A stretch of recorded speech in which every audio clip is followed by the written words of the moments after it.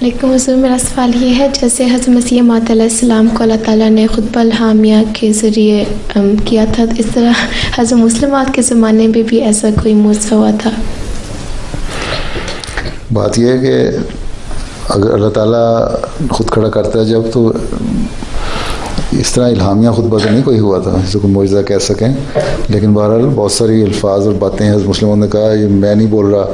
میری زبان میں خدا بول رہا ہے۔ کئی دفعہ الفاظ کیے تو خلفاء کو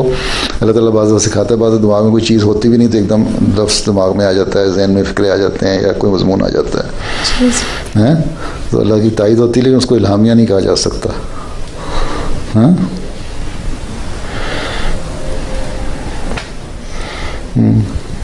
الہام کے بعد فکرے تو ہو سکتے ہیں جو مستقل نہیں۔